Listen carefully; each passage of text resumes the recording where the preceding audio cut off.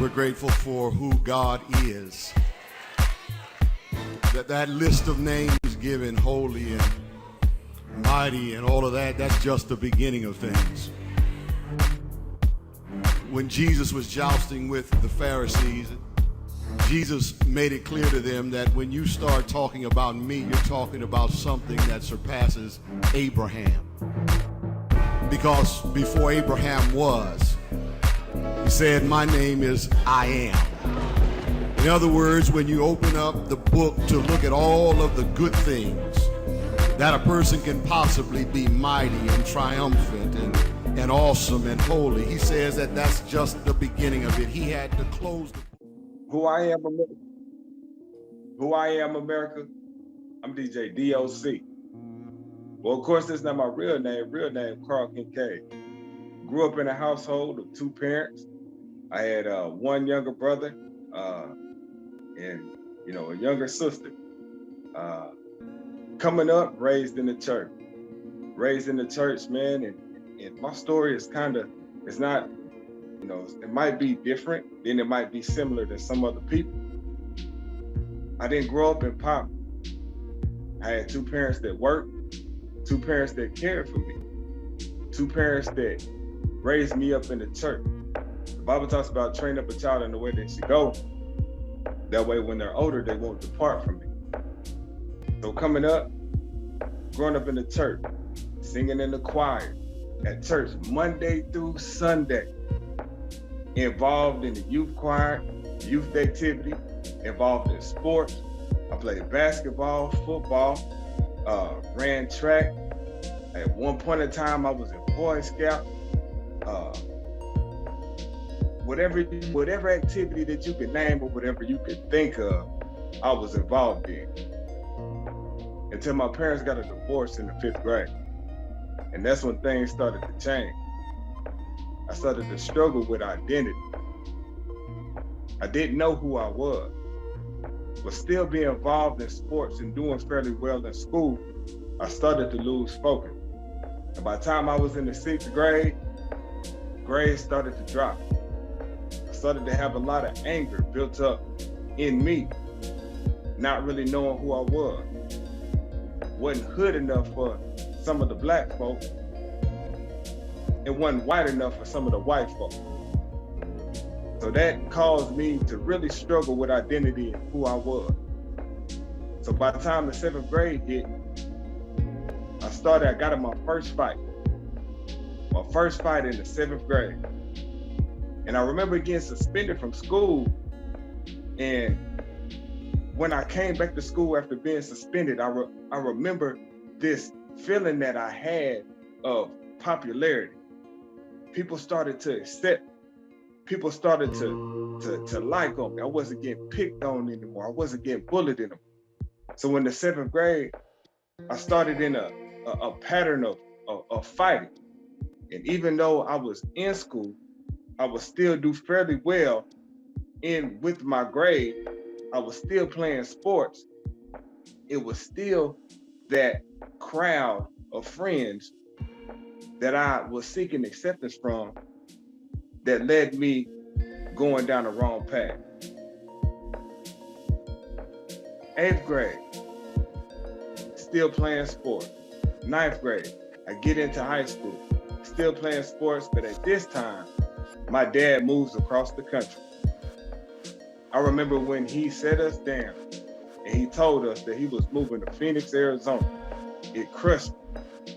Not only was I struggling with identity due to the parents' divorce, but now my pops is leaving. You can imagine what that did to a kid. So even the anger that I had inside of me, it just increased. 9th grade, my dad moves to Arizona. I really didn't remember even crying when we left. I didn't even remember crying when we left. But sad to say, as I got older, I realized that it wasn't me being sad. The sadness that I had, I turned and internalized it, and it became even more anger. Now, even though I was angry on the inside, I was still popular as a kid because I played sports.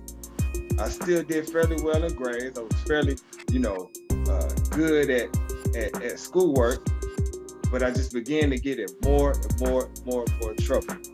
Hanging with the wrong people, being pulled one way, and just doing things that weren't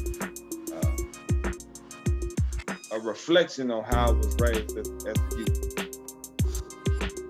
In the 9th grade, after my father left, I ended up dealing with feelings of anger. I ended up dealing with, the insecurity that I was having already. Him leaving made me feel rejected. Him leaving made me feel like he didn't want me. Me leaving felt like I didn't have no male role model in my life. But even though he left, my mom still did the best that she could.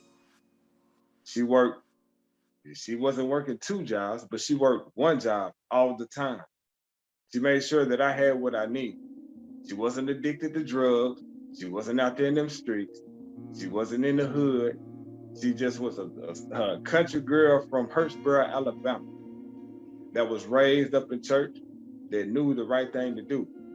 My mom, she graduated from college, actually Knoxville College, back in, I don't know what year that was, back in 81, something like that. But she did the best that she could to raise me. In school, I remember being the popular guy. I remember doing stuff that I needed to do so that everybody would like me.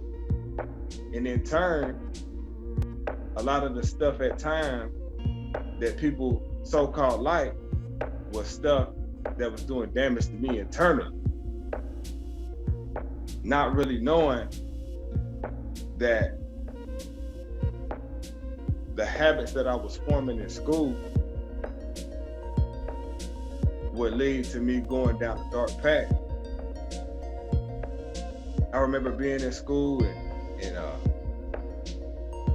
and so-called being the man on campus. I remember, being the basketball guy, being the football guy, and I remember just not being able to deal with anybody telling me about myself. And anytime somebody tried to tell me about myself, I would want to fight.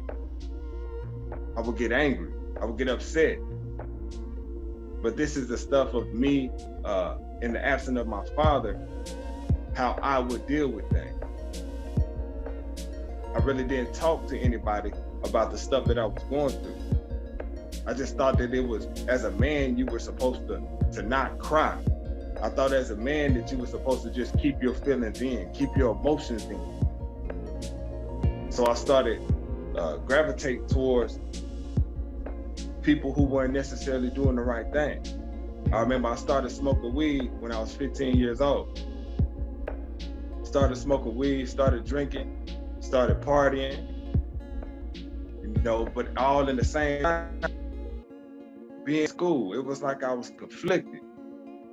It was like I had friends who were dropped out of school. I had friends that was living the street life. I had friends that was out there shooting people. I had friends that was out there robbing folks. But on the other side, I had friends also that was doing the right thing.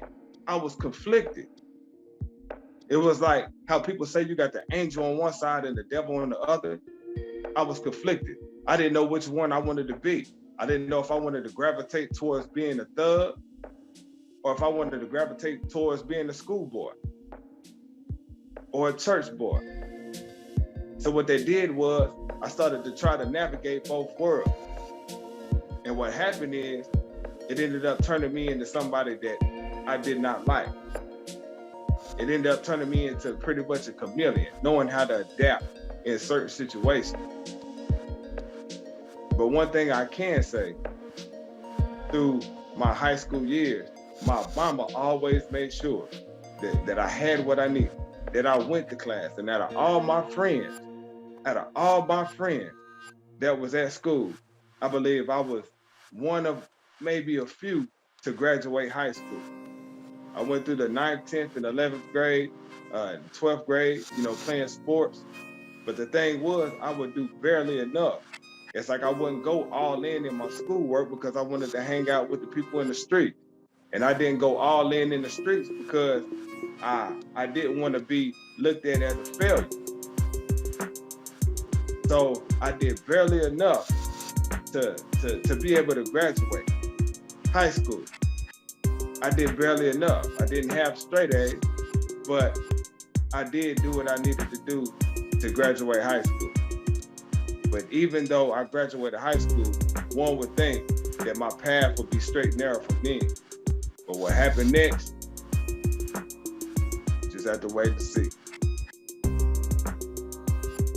Okay.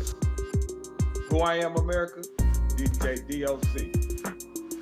Government name, Carl Kincaid. Out of high school, I get accepted to a HBCU in Alabama, Alabama A&M University. But at the time, when I got accepted, I was excited. But the reality of it is, my work ethic has not changed. The same work ethic that I had in high school, wanting to barely do enough, having a foot in the streets and having a foot in school or in church, I was still walking out. I was still conflicted of what I wanted to do. And my advice to people is, when you do something, you gotta be all in. You can't straddle the fence. So what ended up happening, I ended up going to college. I went to A&M. But at the same time, when I'm in college, I get into partying. And at this time, you know, I was rolling with my cousins and some friends real tough, and ended up really getting really active in a gang. I ended up joining the Pyrus and being real active in the Pyrus. So here I am again, wanting to be in the streets, but wanting to be a school and a church boy at the same time. But I felt like I had something to prove. I felt like coming up, me not being good enough, or me not being black enough, or me not being white enough, I felt like I had something to prove. So that led to me gravitating more towards the game than my college friends. I ended up wanting to be accepted in the gang so bad that I started doing things that I knew at one point would either get me dead or locked up. I started robbing folks. I started carrying guns and toting guns and shooting at people. I started doing stuff that was totally outside of my character. Stuff that was totally outside the way my mama and my daddy raised me to be. I started going down this slope and just started digging myself deeper and deeper hole into crime and into the gang life. And just like how I had my first fight, the more acceptance that I got, the more stuff that I would do that would lead me down a very dark path. So by the time I'm 20, 21, I'm fully active gang member, a part of the Pyru. And there wasn't nothing that I wouldn't do to represent or to get status within the gang.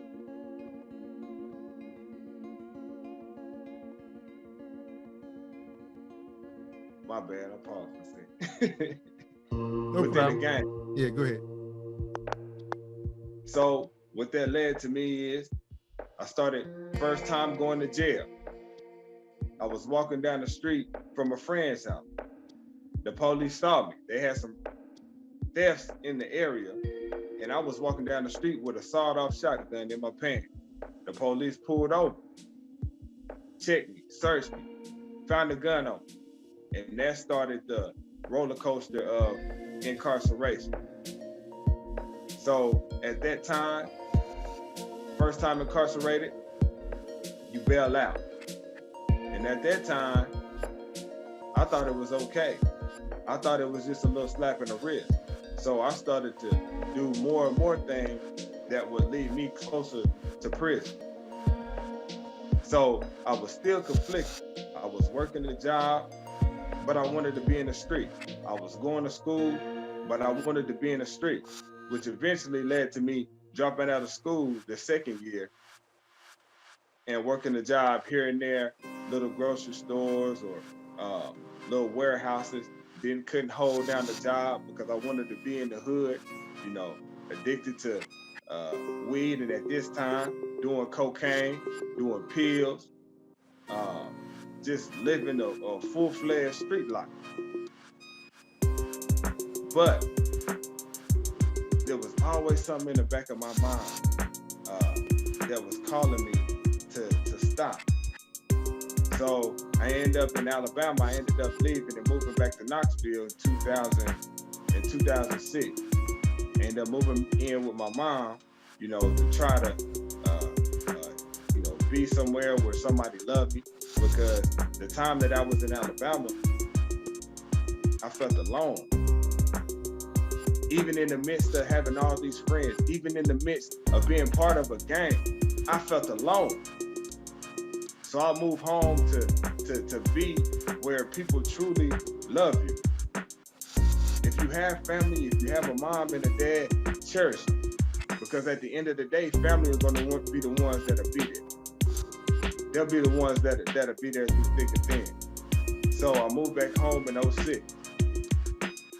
06, get a job, working, but I'm still in and out the street. So I ended up one day catching a robbery charge. I caught somebody at the gas station and attempted to rob me. I didn't get anything, and we fled, but they ended up putting a warrant out for my arrest for aggravated robbery. So at the time, really coming through school, not having a good work ethic, not taking care of business, doing this stuff that is manipulative and just getting in the pattern of, you know, not handling business, caused me to go on the run. I went on the run from the police from 2006 to 2008. While between 2006 and 2008, still just trying to live a double life. Calling myself, you know, being in the streets 1 minute and trying to go to church and be in church the next minute. But one thing that I can say is through this time, it's like I started to hear God's voice. It's like something was pulling me. And it's just at the time, hanging out and doing drugs and robbing people, you know, at the time, it just didn't feel right anymore. And all I could do was just remember the things that I was taught growing up in church. The things that, you know, we was taught, the 10 Commandments, thou shalt not steal, thou shalt not kill. And when I look at it, I'm doing the very things that go against God and what his word says to do. So in 2008, I ended up getting caught. They ended up catching me. I went to jail for 2 months while fighting this case, and they put it off. They put the case off, the court date off 2 times, and the third time that I went to court, the witness didn't show up, so they dropped the charge. But the thing about it is, I played that role in jail, like I was Mr. Christian. I played that role in jail that, yeah, I'm gonna live for the Lord. Lord, if you just drop this charge, I promise I'm gonna live for you. I played that role like a lot of us do. But God gave me grace and he gave me mercy. And he dropped the charge and he let me go, hoping with the hopes of that I would do right. I get out. No more than a year later in 2009, I catch another robbery charge. But before I catch the robbery charge, it's like I'm trying to inch closer and closer to God. It's like I know this stuff that's happening is not cool. I'm seeing people that I know, you know, get killed. I'm seeing people that I know go to prison for a very long time. And I know what I'm doing is not right and it's not pleasing to God. So it was a war going on in my mind. So in 2009, I was facing an eviction. So instead of me working and earning money, like most citizens do, because of a drug addiction, because being addicted to drugs, uh, I would spend the money that I got very quickly and just go out and rob somebody else or try to come up with a quick scheme to get more money. Well, what that led to me doing is in 2009, going and robbing somebody at a gas station. But see, this robbery was a little bit different because before I did it, I was playing worship music in my car. I was going to church on a regular. I was trying to do the things that God wanted me to do. It's just the pull of the enemy was just so strong. And I remember catching a robbery charge in 2009 that resulted in me going to prison. I went to prison for an aggravated robbery and ended up doing 2.5 years on an 8-year sentence. And what happened next? Gotta wait and see. Who I am, America? DJ D.O.C, also known as Carl King. But where I am today, God has completely transformed my life. When I got out of prison in 2015, man, I just started to live for Him. I told God that I wanted to surrender it all. And so when I got out of prison, just ended up living for Him, getting in the Word, seeking Him, doing things His way. I ended up getting a job. I had my own car. Of course, I had a license. Out of prison, I ended up getting married in 2016. I have a 11-year-old little girl, and also since being out, I've had a 3-year-old little girl, and also just had a little boy. And God has completely transformed my life from where I used to be to where I am now. Understanding that who I am, the things that I used to struggle with in my identity, I didn't know who I was. But since living for God and being saved and walking in the Word, He shows us who we are in Him. The Bible talks about, for He made Him to be sin for us who knew no sin, that we might become the righteousness of God in Him. So understanding that we are the righteousness of God in Christ Jesus, and understanding that He cares for you. I'm talking about He's blessed me. It's been a promotion after promotion. I remember, when I got my job, I ended up being promoted to assistant manager within a month, and then within a year being a manager of a store. We're talking about somebody who was just in prison for an aggravated robbery is a manager of a rent-to-own store, dealing with money, dealing with checks, and doing audit and stuff like that. Just God totally overriding every natural circumstance. And I promise you, if you put Him first, you'll see what He can do in your life. Going on from being at a rent-to-own store to obtaining my own show. I'm a Christian DJ, and I go by the name of DJ D.O.C, which stands for Dependent on Christ. He ended up giving me a radio show in 2019. It's called Jesus Beats for the Street. It comes on Sunday at 1 p.m. Me and my wife have bought a house. I'm working a job now that is quadruple times in pay of the job that I had when I first got out of prison. I'm over the evangelism team at my church. Me and my wife do ministry together. We feed the homeless. We just do all sorts of outreach, man, and just giving back to the community. It's one thing to talk about, and it's one thing to have the jailhouse religion. But one thing I encourage brothers to do is to, when you get out, to really seek God, to really give Him your all, to really do things and live life like He wants you to live. And I promise you, you'll see what He can do. I'm a living testimony. I went from being an insecure little boy to, through adolescence, to fighting, to being addicted to drugs, to joining a gang, to going to prison, to getting out of prison. And God has totally transformed my life. I can't say it enough.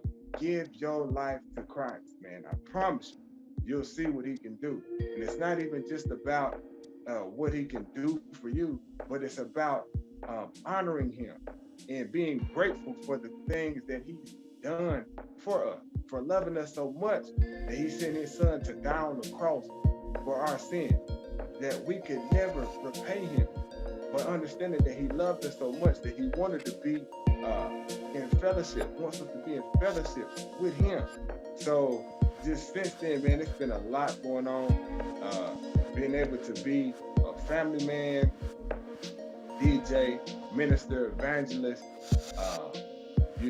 husband, just God has just really turned my life around. And I owe all the glory, all the honor, and all the praise goes to him. So I encourage, if there's a young brother out there right now who's going through it, who you feel alone, you feel like there's no hope in sight, you feel like there's no light at the end of the tunnel, I promise you, God cares about you. The Bible says to cast your cares upon him, for he cares for you. I promise you, don't give up. Don't give up hope. Lean on God's everlasting arm. You hear me? Just do, what you got to do to glorify him in everything that you do. And I promise you, you'll start to see a change. So that's my story. DJ D.O.C. Be blessed. In Jesus' name.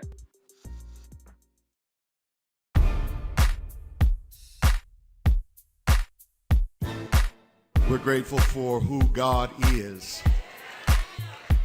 That list of names given, holy and mighty and all of that, that's just the beginning of things.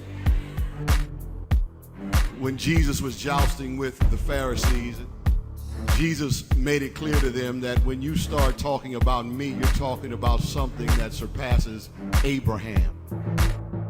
Because before Abraham was, he said, my name is I am. In other words, when you open up the book to look at all of the good things that a person can possibly be mighty and triumphant and awesome and holy, he says that that's just the beginning of it. He had to close the book when trying to describe himself and just said, I am. Start your roll of names of all the things I am. That's just the beginning.